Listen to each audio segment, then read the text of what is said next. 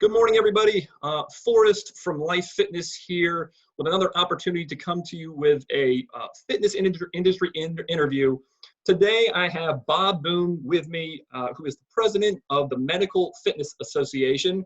I asked Bob to come in to chat with us a little bit about what all of his clients, the fitness facilities that he represents and are members of MFA, how they are tackling the quarantine situation, what it looks like going forward. So, Bob, just for everybody that's listening, could you just give us a little high-level overview of the MFA and its clients, how they are maybe the same and different from a traditional fitness facility?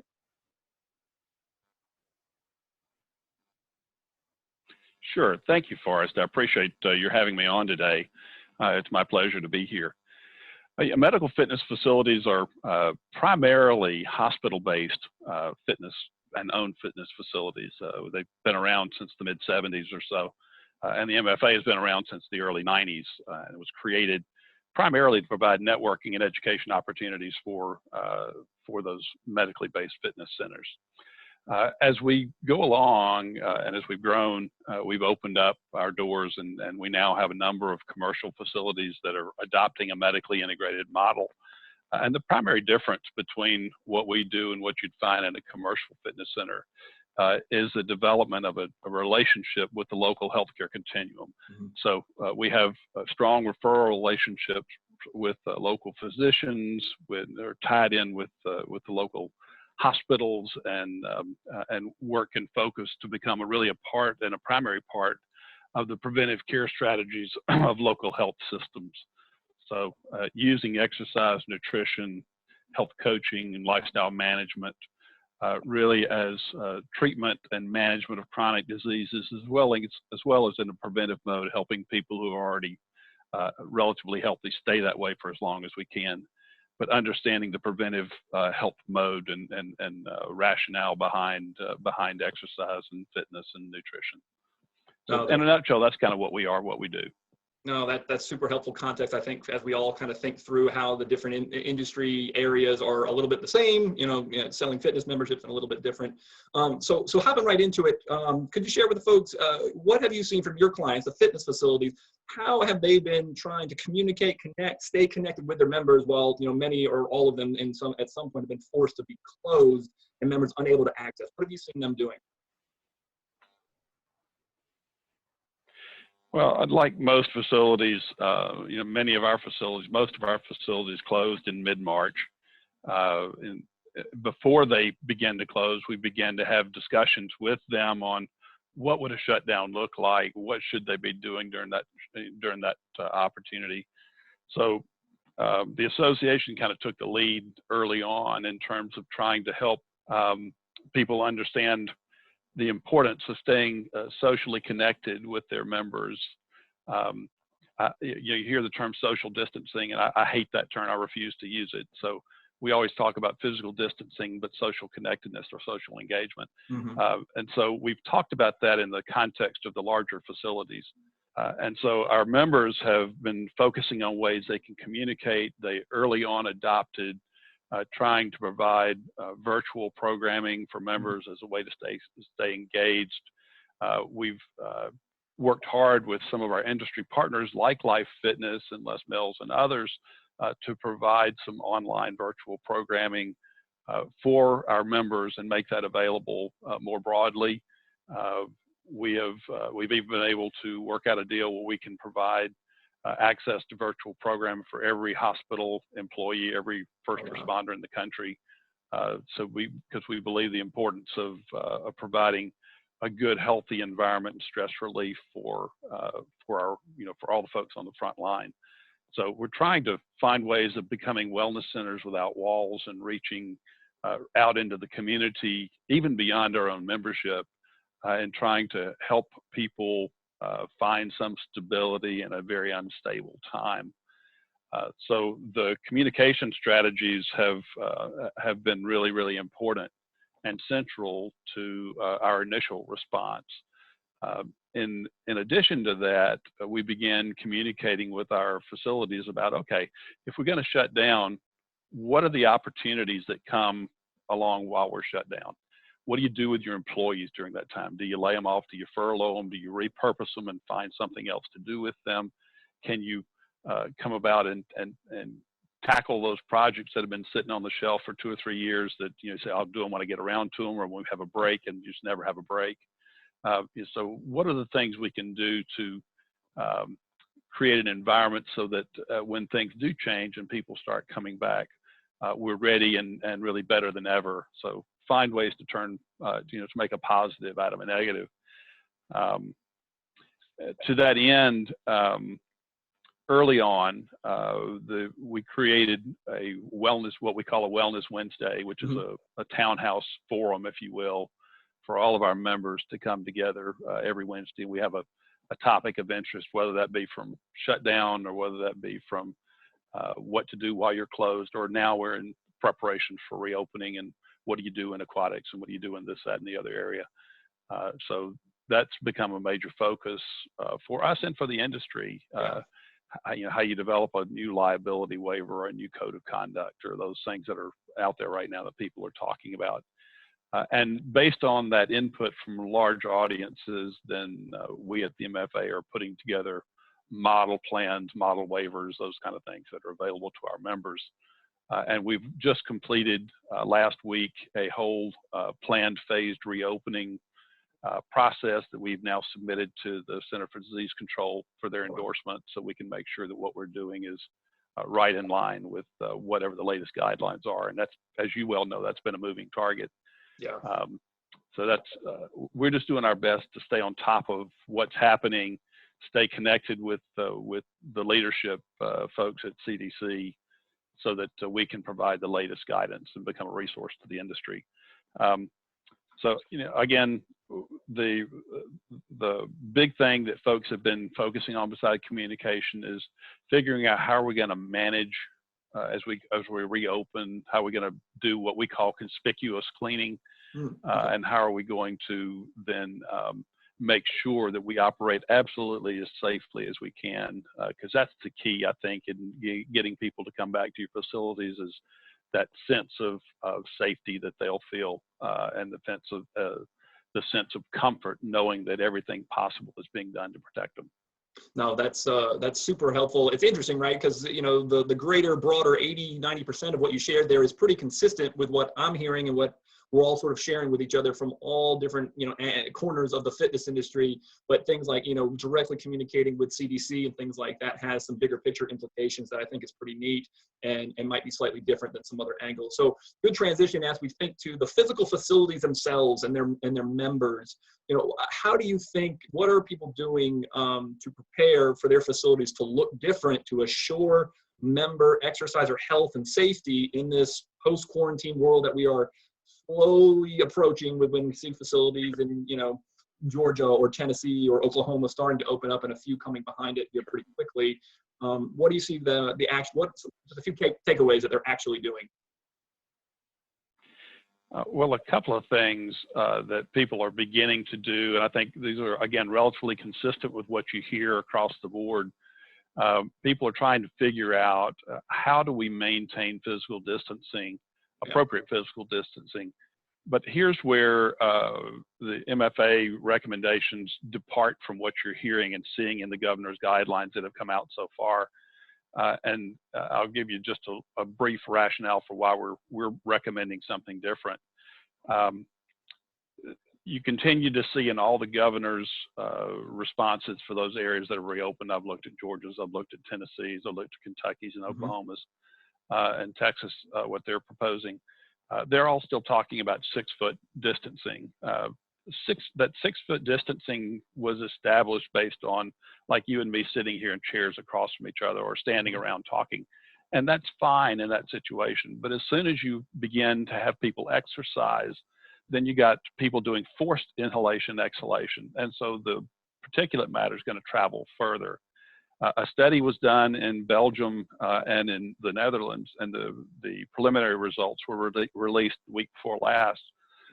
And they talk about something as simple as walking at 2.5 miles an hour, which is a very leisurely pace. But what it talks about is what happens in the slipstream behind you. And because there is turbulence in the air, it keeps the particulate matter suspended much longer. And so the recommendation for even walking at 2.5 miles an hour is maintaining 5 meters difference, 15 feet roughly.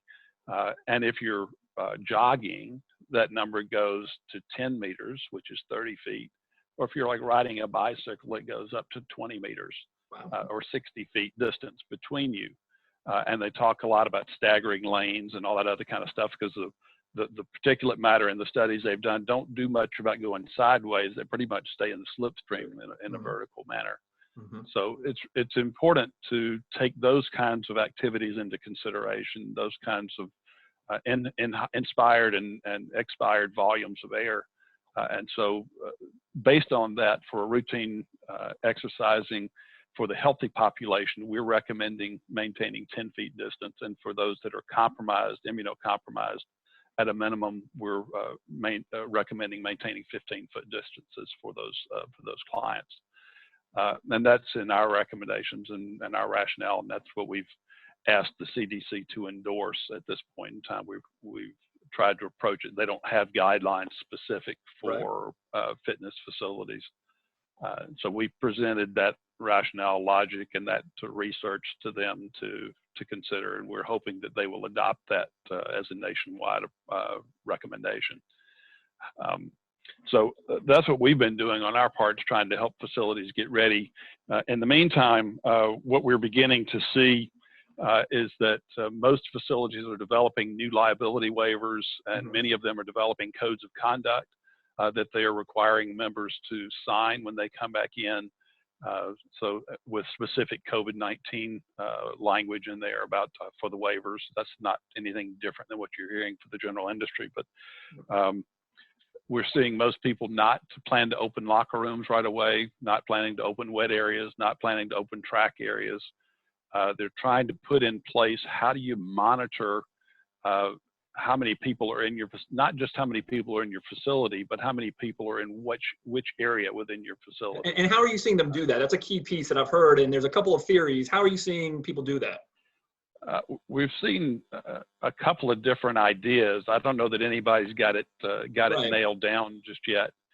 But we've seen people creating tag systems, color-coded tag systems. So when you come in the facility, like most folks, they're testing people's temperatures, asking them screening questions before they come in the building to make sure that they're relatively safe. Once they come in, they ask them, okay, where are you going? And they'll tag them. And so that the staff then are monitoring to see, okay, I know that in my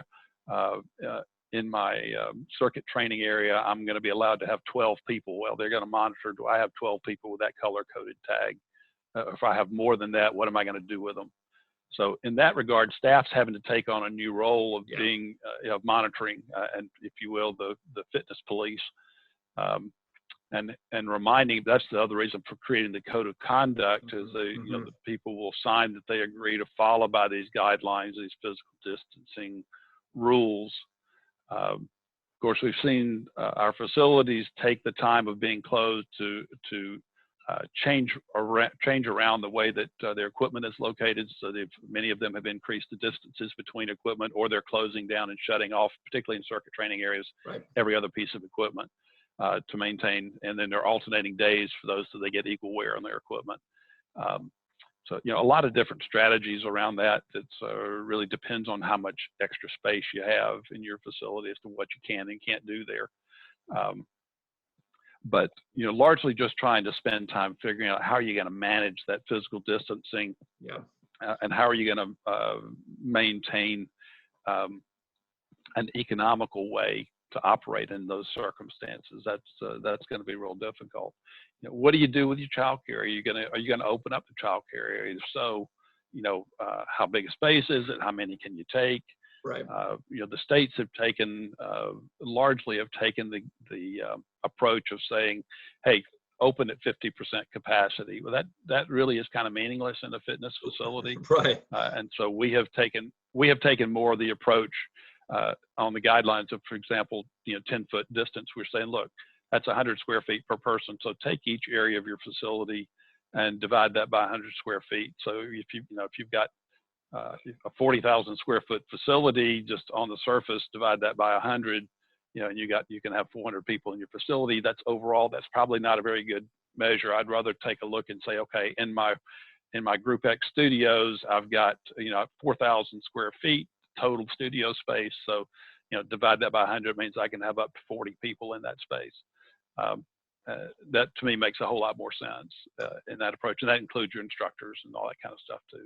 Yeah, that's really helpful context and putting a little bit of math, at least behind a guideline to get you at least in the ballpark of what that looks like. And we've seen a couple of states that have pushed that 6-foot limitation to 10 feet. And what facilities are finding is that there's not a lot of people 10 feet apart that fit in a football field. That's that exactly kind of right. football. So that's the challenge early on. So as we start to look maybe at the industry as a whole, how do you perceive the industry looking different? And again, how long I know we don't have a crystal ball, but how long do we have a football field worth of distance between each other? Are we waiting for a vaccine? Is that the linchpin that helps us, get over this? Or is there other steps in place? And what does it look like even when we do have a vaccine? Again, so just getting your thoughts on that as we all sort of try to plan for, the unknown. Sure. In my conversations with the CDC, there's a couple of considerations that I see coming along. I think that physical distancing for the foreseeable future is going to be part of our lives. It's going to be part of the new normal. I think that that will continue to be the case even after there's a vaccine. Yeah. The concern is that when the vaccine is created, which is probably going to be somewhere towards the end of this year, then when they get a marketable one, just like the flu, COVID is going to migrate and mutate. Right. And so the question is, how long will a vaccine protect you? About every 100 years in Earth's history, there's been some kind of a pandemic going back 800-900 years. So this is kind of our this century's pandemic. It appears. And the last one was the Spanish flu in 1917. Mm-hmm. So it's been pretty consistent about that, and every pandemic that has been recorded shows a pretty significant second wave that comes through. CDC is now predicting that may be coming in around November of this year. The next winter here in the U.S. It'll be different in different parts of the world. So next winter, when we get into flu season, we're likely to see a resurgence. So I think personally that we are, and this is nobody's opinion but Bob's, I think that we're going to see physical distancing remain in effect until such time as we have a definitive cure, definitive Sure. treatment. Vaccines are great, and everybody, they should be adhered to. Everybody ought to take the vaccine, not poo-pooing that at all. Right. But I think for us to return to any sense of normalcy, people have to be convinced, okay, if I do get this thing, even second wave, third wave, that I've still got some kind of definitive treatment. I'm relatively safe. I can be taken care of. So either that or the virus will eventually mutate where it's no longer carryable by humans, Right. and so it'll go away. That's what happened with the Spanish flu, about 1920. So it's just one of those things you go through, and it's not going to be easy. Until then, I think we're going to continue to see new ways of enhanced conspicuous cleaning, really disinfection more so than cleaning. Most facilities are relatively clean. But I think disinfection is going to be the new word. You hear a lot of people talk about sanitizing. I don't think sanitizing is enough. Right. I think it really has to be disinfection, and I think we need to be clear about that. That's an important distinction in my world. Another thing I think you're going to see specifically, I think you're going to see a lot of people continuing to utilize virtual platforms. Mm-hmm. I think that's going to become part of the new normal, and I think it's a great opportunity for the industry if we take advantage of it. I think there's some, there's always opportunity in crisis for those that go out and find it. So I see that virtual programming can be a strong addition to the current offerings, so that people that are not comfortable in coming to the facility regularly can continue to be engaged, continue to generate some revenue from that.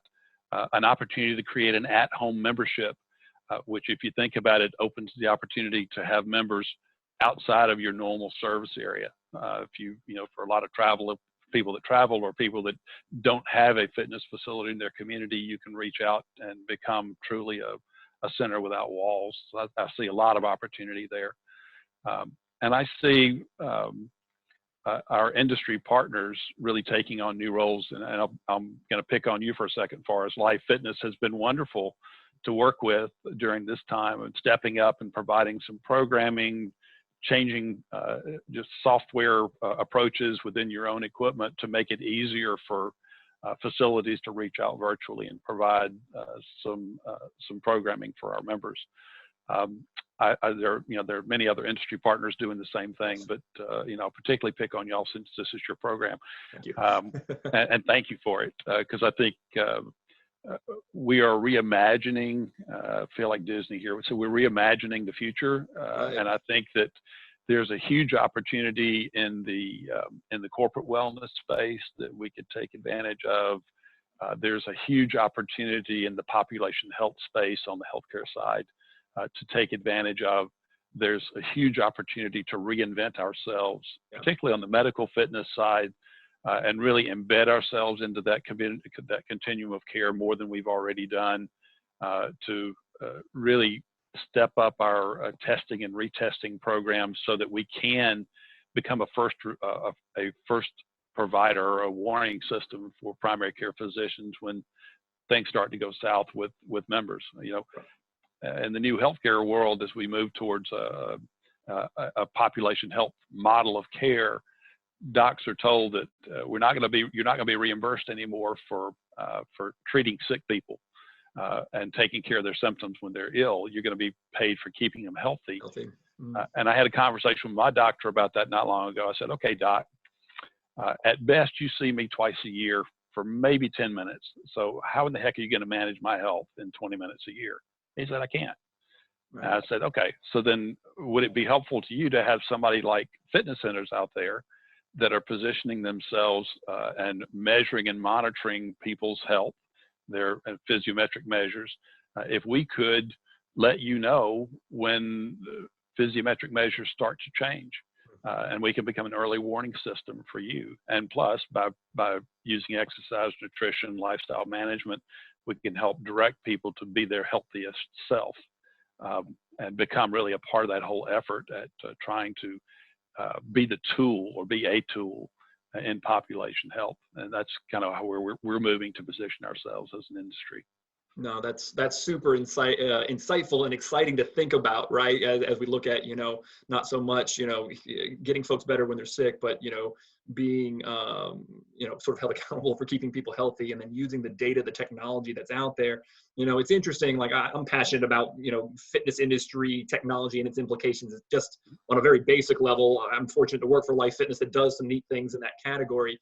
But the implications to unlock sort of that holistic approach to people's health and to help them stay healthy and pursue fitness goals, for long-term health and well-being, I think is where, MFA and hospital wellness centers really have an opportunity to do some really cool things. It's a daunting task though, right? Like that's the thing, is like the technology's out there, but it doesn't quite like exist and talk to each other the way it needs to get there. So if you start making some headway there, please let me know. Very interested in that. That is just a personal passion. Been working on that for 30 years, for us. Well, right, exactly. So wrapping up here, Bob, thank you so much for the insight. I think everybody listening found at least something to take away from there. If they have any other questions, is it all right if they reach out to you here on LinkedIn or? Absolutely. Okay. Awesome. Reach out to me on LinkedIn, come to our website. They're welcome to attend. Our Wellness Wednesday programs are open to anyone. Okay. So just visit our website at medicalfitness.org, and you can register for that event if you're interested in hearing more. Or there's always a contact us form on the website. Feel free to contact us. We're a small office, but we try to be fairly responsive. Small but mighty. No, that's good stuff. Hey, you're back in the office today. Congratulations. We are. It's exciting to see that. So yeah, again, thanks a million. Really appreciate the time today, and we'll be in touch soon. Have a good one. Great, Forrest. Thank you so much. Yes, sir.